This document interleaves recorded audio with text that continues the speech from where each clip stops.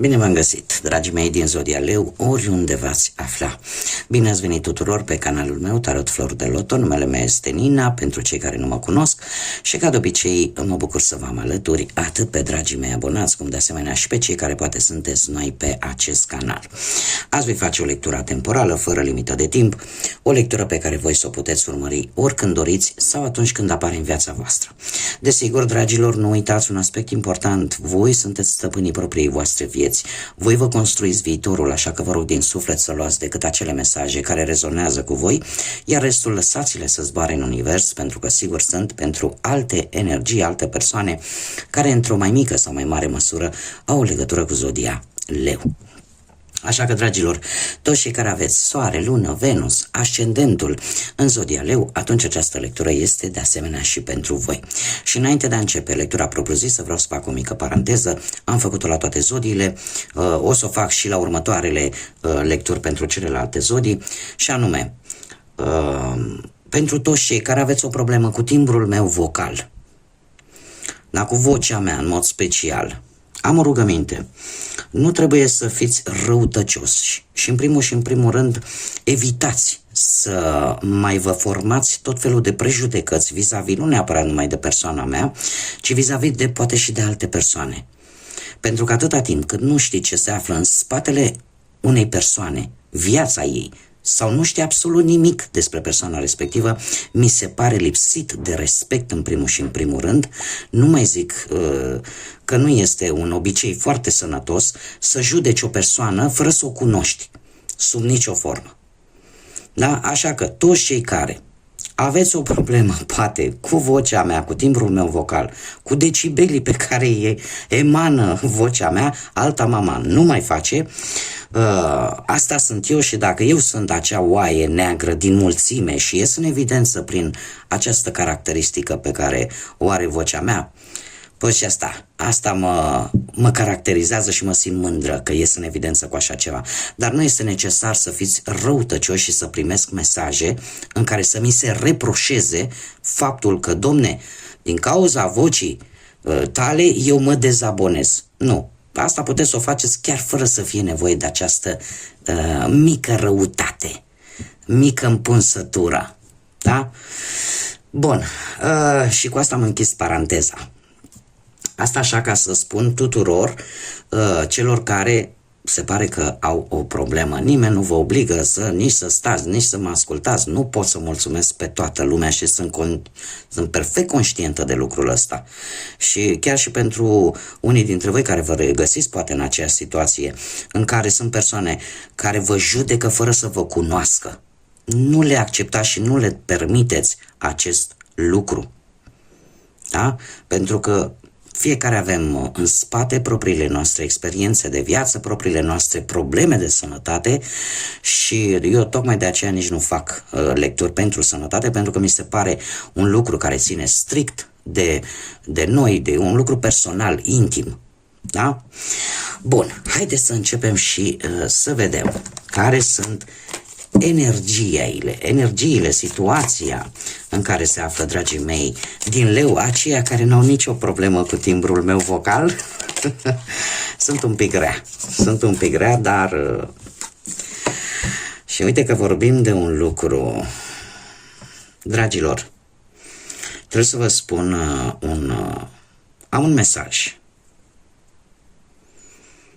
un mesaj pentru unii dintre voi și trebuie să vi-l transmit. Unii dintre voi poate ați observat în ultima perioadă că nu vă merg lucrurile bine. Cineva ori vă urăște în așa hal încât încearcă să se folosească de orice mijloace mai puțin ortodoxe pentru a vă face rău. Trebuie să spun acest mesaj, pentru că este o carte care îmi vorbește de un blestem sau care îmi vorbește de anumite lucruri, îmi cer scuze, care nu au nimic de văzut cu partea pozitivă. Cineva se ocupă cu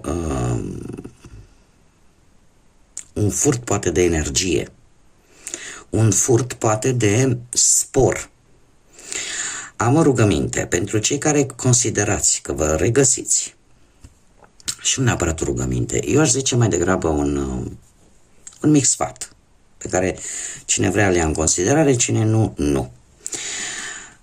Dacă ați dat bani, sare sau în general lucruri care pentru voi aveau o anumită valoare din casă de-a lungul lunii martie sau într-o lună martie și ați observat că de la un timp de vreme, parcă pe ce puneți mâna se alege praful și nu există nimic bun, da? Lucrurile vă merg de andoaselea, indiferent de ce aspect al vieții vorbim, ar trebui să încercați să contracarați această energie negativă care vă afectează. Cum se poate face lucrul ăsta? Eu vă spun cum l-am făcut eu și știu că o să pară un pic ciudat, dar eu, de exemplu, când am simțit că ceva nu e în regulă și că indiferent ce făceam, lucrurile nu mi ieșeau, am luat la pas mănăstirile și am găsit, în perioada aia eram undeva în județul Vâlcea și am luat, cumva am ales niște mănăstiri. Pot să vi le spun, cei care poate sunteți în zonă poate le știți: Mănăstirea Turnu, Cozia, Mănăstirea dintr-un lemn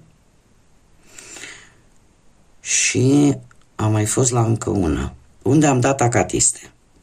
Dar nu am dat acatiste în sensul rău. Unde mi-am scris eu, mi-am scris copiii și am spus să se roage pentru sănătate, pentru îndepărtarea tuturor energiilor negative, îndepărtarea tuturor relelor de lângă noi, de la casa noastră, pentru iluminare sufletească. Și am dat-o pentru 6 săptămâni. Vreau să spun că în timpul ăsta, de fiecare dată, și seara, când mă băgam la somn, ceream sprijinul. Trebuie să vă spun un lucru. Nu există rău care să nu poate să fie contraatacat la rândul său. Iar chiar dacă unii dintre voi poate nu aveți credința asta creștină, dar ați putea încerca. Pentru că în momentul, adică nu aveți nimic ce să pierdeți. Cei care credeți și știți că Dumnezeu ne trimite îngeri păzitori lângă noi, îngerul și nicio altă entitate celestială nu poate să intervină în problemele noastre dacă noi, în primul și în primul rând, nu ne dăm acordul și nu-i cerem sprijinul. Este o lege pe care Dumnezeu a lăsat-o ca inclusiv liberul arbitru al omului să nu poate să fie încălcat nici măcar de către îngeri. Dacă noi nu ne dăm acordul și ca să se întâmple acest lucru trebuie să îl ceri. Da? Eu cred că am reușit cumva să aduc un pic de lumină pentru cine sper că are nevoie, pentru că de-al nu cădea această carte. Eu n-am început deja lectura propriu-zisă. A fost un mesaj care efectiv a ieșit și pe care eu vi l-am expus. Acum, haideți să vedem. Continuăm. Am făcut o mică mare paranteză cu această carte, dar am considerat energia ei a fost una în care chiar am simțit nevoia să o dezvolt. Bun, dragilor, haideți să vedem. Ați avut o perioadă în care lucrurile au fost destul de bine ascunse. De ce spun acest lucru? Ori ați avut chiar probleme cu vederea. Poate să fie și acest lucru, da? Să fie avut într-adevăr ceva probleme cu vederea, sau un control pe care a trebuit să-l faceți la ochi, poate. Dacă nu, este vorba de o situație în care ați mers un pic orbește, în care nu prea ați știut exact pe ce teritoriu sunteți sau cum ar trebui să acționați. Totuși, în prezent, se pare că sunteți mult mai atenți. Au început lucrurile un pic să se clarifice pentru unii dintre voi și deja sunteți în faza în care știți exact ce vreți, în care treceți la acțiune, în care știți care vă sunt drepturile, în care știți de ce anume aveți nevoie și începeți să le cereți aceste lucruri. Iar asta vă va aduce un succes în următoarea perioadă, o victorie, indiferent de ce aspect al vieții vorbim. Fie el financiar, fie el profesional sau fie el chiar sentimental, da? Cumva lucrurile s-au clarificat. Acum vedeți lucrurile mult mai clar și asta vă va conduce la o victorie. Da? Exact ca în acea frază celebră care spune: cere și ți se va da. Voi veți cere pentru că veți vedea exact de ce aveți voi nevoie și vă veți impune oarecum punctul de vedere, iar acest lucru vă va aduce o victorie în următoarea perioadă. Și pentru unii dintre voi aș spune că se termină o perioadă destul de complicată din viața voastră și veți începe să, cum să spun eu, parcă să o luați de la început, dar să o luați de la început, un nou început de fapt, într-o variantă mult mai bună, mult mai îmbunătățită. Haideți să vedem ce ne spune tarotul cu viața profesională pentru dragii mei din Leu.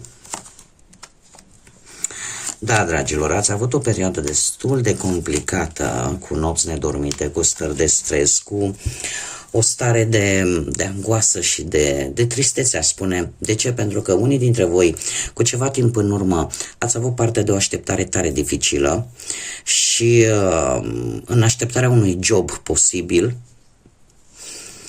sau poate o cauză externă v-a făcut să aveți așa gânduri negative, să nu prea puteți să dormiți sau să treceți chiar printr-o perioadă de ușor, cum să spun, de nesiguranță mai mult. În prezent se pare că lucrurile cumva s-au îmbunătățit. De ce? Pentru că ai reușit să găsești poate un loc de muncă, dacă erai în căutarea unui job, sau ai reușit să demonstrezi la locul de muncă unde tu îți desfășori activitatea, sau chiar și dacă ai propria ta afacere, ai reușit să demonstrezi că ești important, că poți să faci ceea ce tu promiți că faci. Și oamenii au început cumva să aibă încredere în tine. Dacă erați în așteptarea unui job care va tot mânca nopțile, trebuie să vă spun că se anunță foarte curând un job destul de satisfăcător pentru voi. Și eu aș mai spune că în următoarea perioadă, cu acest cavaler de cupe, vin proiecte pe care, sau planuri pe care voi vi le-ați făcut, care, este adevărat, nu vor evolua de dimineața până a doua zi, da, foarte repede. Ele vor evolua încet, dar vor evolua pe o bază foarte solidă. Există posibilitatea de a fi avansați în următoarea perioadă, poate la locul de muncă, sau să vă vină mai mult de o ofertă de job unde voi va trebui să fiți foarte atenți ce ofertă acceptați. Da? Folosiți-vă inteligența, folosiți-vă înțelepciunea, informația face toți banii, așa cum îmi place să spun, așa că ofertele vor veni pentru cei care le așteaptă. Lucrurile se pare că se vor schimba. Se vor schimba. Haideți să vedem pe partea asta cu bănuții. Ce vine pentru dragii mei din Leu, pe partea financiară? Aceeași problemă. Se pare că banii au fost cumva legați foarte mult, și firesc până la urmă, de job.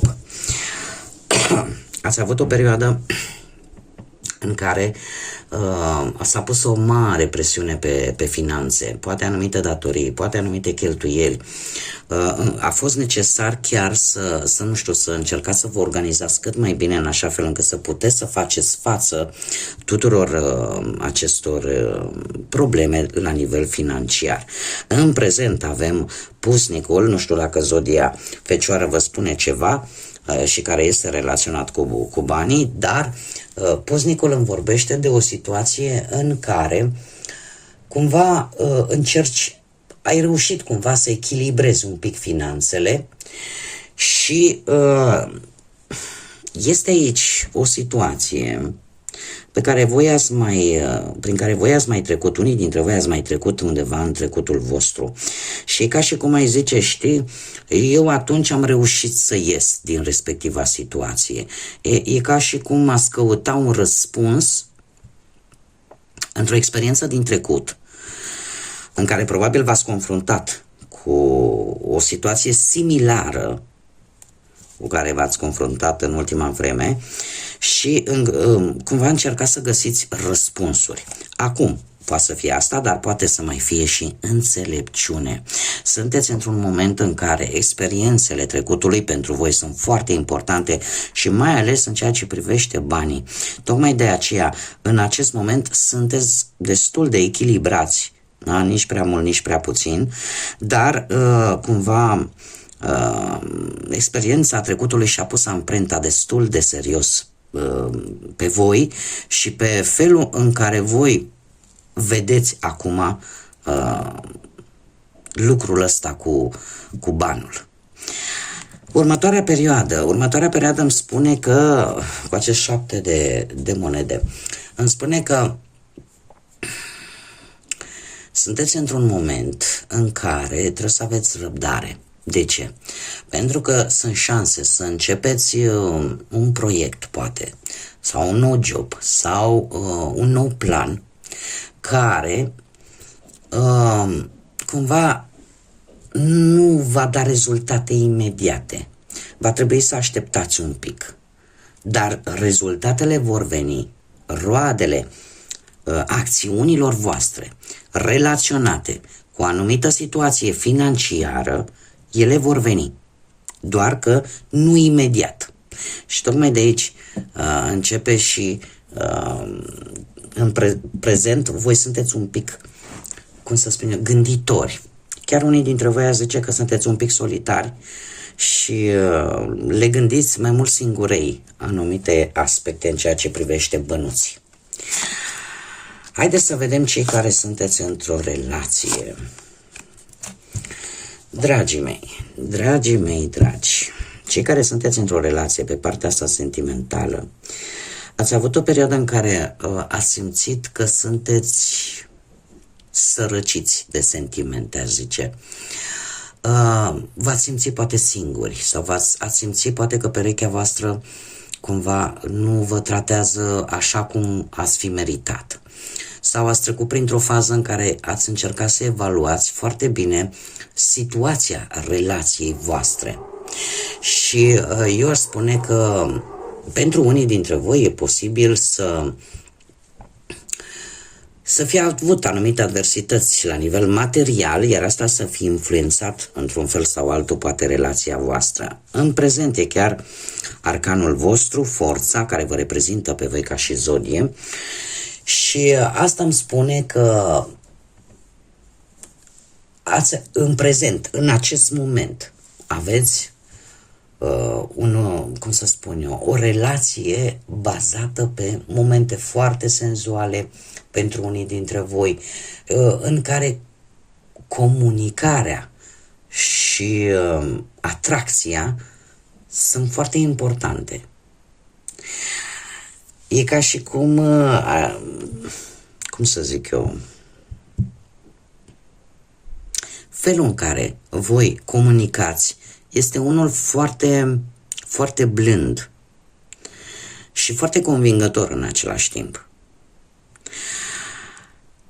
Aici avem o mică problemă în perioada următoare. De ce? Pentru că apare acest 5 de pâte. Trebuie să aveți un pic de grijă. De ce? Pentru că E posibil să apară poate anumite mici tensiuni, mici neînțelegeri, dar nu neapărat din cauza voastră. E posibil ca cauzele să fie unele externe, să fie alte persoane care, prin felul în care vorbesc, prin felul în care bârfesc, să vă bage mortul în casă, cum se spune pe românește. Și asta să vă aducă niște mici neînțelegeri. Haideți să vedem ce vine după acest lucru. Și dacă unii dintre voi stați sub acoperiș cu alți familiari sau cu alte persoane. Pentru că e posibil, mai ales pentru cei care împărțiți aceeași casă, problemele astea apară de la respectivele persoane cu care voi împărțiți același acoperiș. Haideți să vedem, clarificăm 5 de bâte, te rog.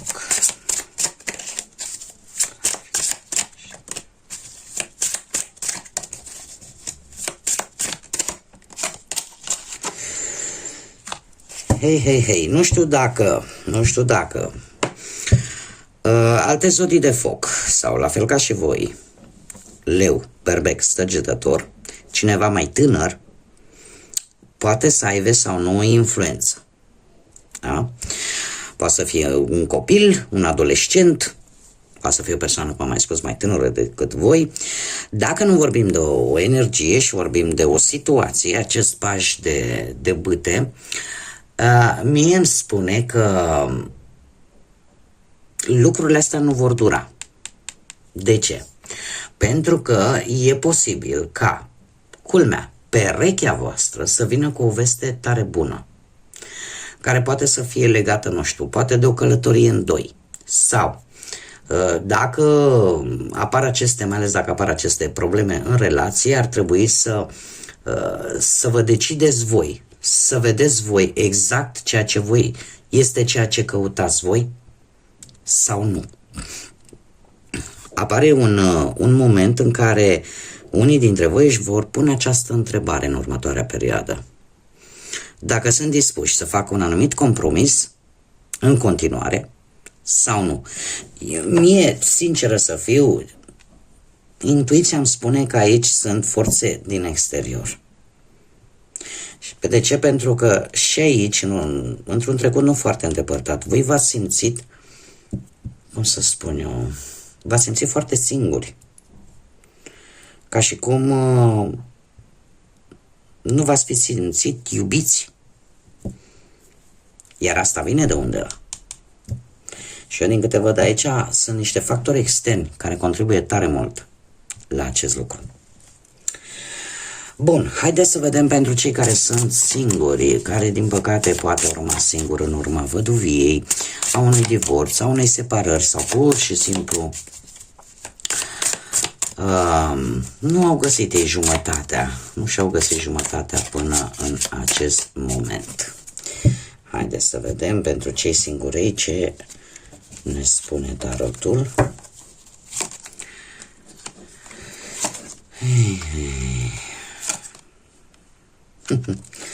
Foarte interesant.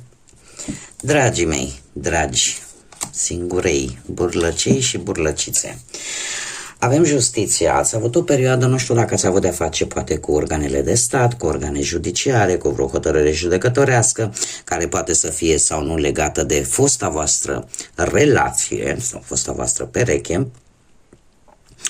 Cert este că, dacă nu vorbim de acest lucru, vorbim de situația în care simțeați nevoia de a se face dreptate într-o anumită situație care are legătură cu viața voastră sentimentală.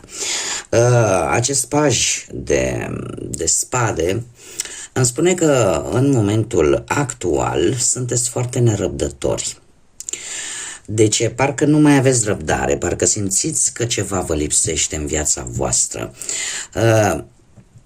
Trebuie să vă spun că vi se mai cere puțin tică răbdare. De ce? Pentru că în viitorul apropiat vine un motiv extraordinar de bucurie, vine un motiv de optimism. Soarele îmi spune că vei găsi iubirea pe care voi vă doriți.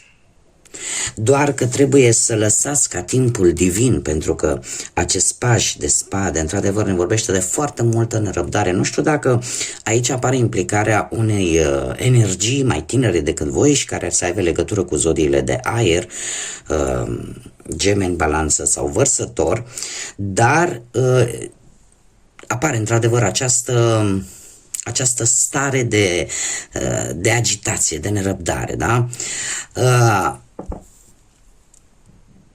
Și vi se cere, practic, să aveți mai multă răbdare, pentru că toate lucrurile se întâmplă atunci când trebuie, în timpul său divin.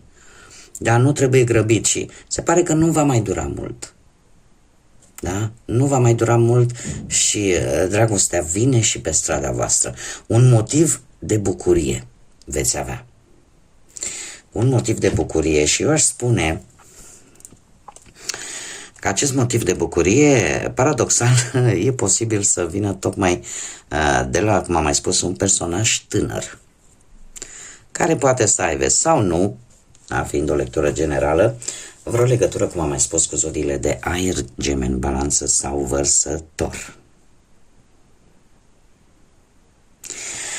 Bun, haideți să vedem ce mesaj are oracolul cristalelor pentru voi, dragii mei, din Leu. Un mesaj. Am două chiar, le voi lăsa pe amândouă. A fost o lectură destul de, aș zice, un pic, simt așa o energie ca și cum ar fi direcționată strict către unii dintre voi.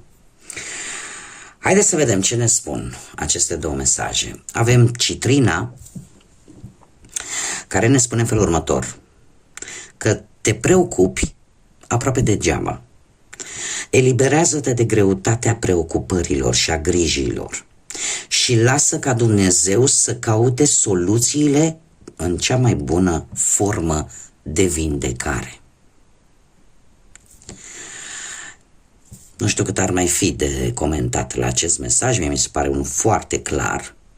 Da? Încercați, cei care să vă regăsiți, desigur, în respectivul mesaj, să faceți în așa fel încât să nu vă mai agitați chiar pentru orice.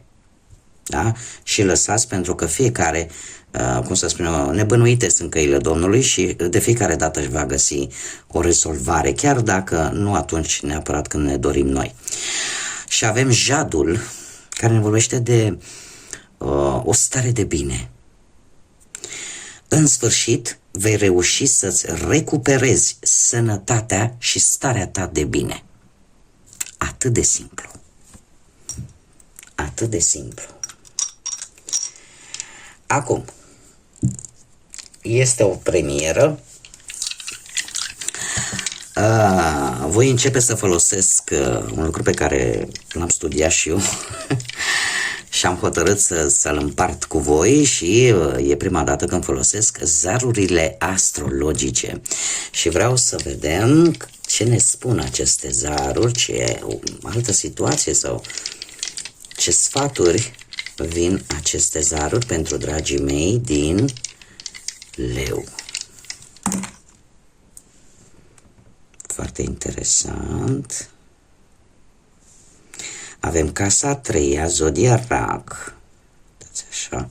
Cred că trebuia să-mi iau mai colorate, nu știu dacă se văd foarte bine la voi. Bun, și avem planeta Venus. Casa a treia. Casa a treia ne vorbește de potențialul pe care îl aveți voi încă de când v-ați născut, în ceea ce privește cariera voastră profesională, educația voastră, călătoriile scurte, da? Este guvernată în mod normal de către Mercur și zodia Gemeni, dar în cazul vostru, având planeta Venus, se pare că unii dintre voi v-ați dorit tare mult să faceți poate o anumită activitate pentru care e posibil, nu știu, să o fi lăsat un pic pe planul 2. de-a lungul timpului și cumva în acest moment unii dintre voi parcă se activează această dorință de a face respectivul lucru pe care voi poate le-ați tot amânat și care are legătură cu viața voastră profesională. Nu știu, poate să faceți o anumită călătorie, să vă duceți într-un loc sau să faceți un anumit studiu, să avansați cu ceva și pe care l-ați tot amânat. Nu știu, dau un exemplu, știu că o să fie lectura foarte lungă, aici cred că e cea mai lungă lectură de la voi, dar asta este. Nu știu, poate unii dintre voi v-a plăcut să pictați și, da, am dat un exemplu, da? Dar nu ați reușit pentru că vremurile, lipsa banilor poate sau alte lucruri v-au făcut să amânați acest aspect. Cu toate că voi îl făceați foarte bine. Se accentuează această dorință de a face ceea ce vă place vouă cel mai mult și culmea, să și scoateți bani din acest lucru, să vă scoateți supraviețuirea practic în această societate. Faptul că avem și zodia Rac îmi spune și îmi sugerează faptul că este legat și de un aspect din familie sau de anumite persoane din familie. Nu știu, poate vreți să vă deschideți propria voastră afacere în familie, alături, nu știu, de părinți sau de soră, frate, da, cumnat, cumnată, de familie. De asemenea, aș mai spune că veți fi foarte, cum să spun eu, foarte simpatici așa și veți simpatiza foarte ușor cu ceilalți pentru a vă atinge acest scop. Da? Și în felul ăsta vreau să vă spun, mai ales cu planeta Venus, vă crește autoestima și vă veți simțiți nevoia de, cum să spun, de a reuși și se vor activa, aceste dorințe se vor activa. Bun, dragilor, cam atât am avut de spus. Eu sper că v-a plăcut, sper că unii dintre voi poate s-au și regăsit. Eu vă mulțumesc ca de obicei pentru prezență, vă mulțumesc pentru suportul vostru de fiecare dată prin intermediul like-urilor, al distribuirilor, al comentariilor. Vă doresc ca următoarea perioadă să aveți parte de cât mai multă înțelepciune în primul și în primul rând și de cât mai multă lumină atât în suflete cât și în gânduri. Până data viitoare când ne vom reîntâlni, ca de obicei, să fiți iubiți, dragilor!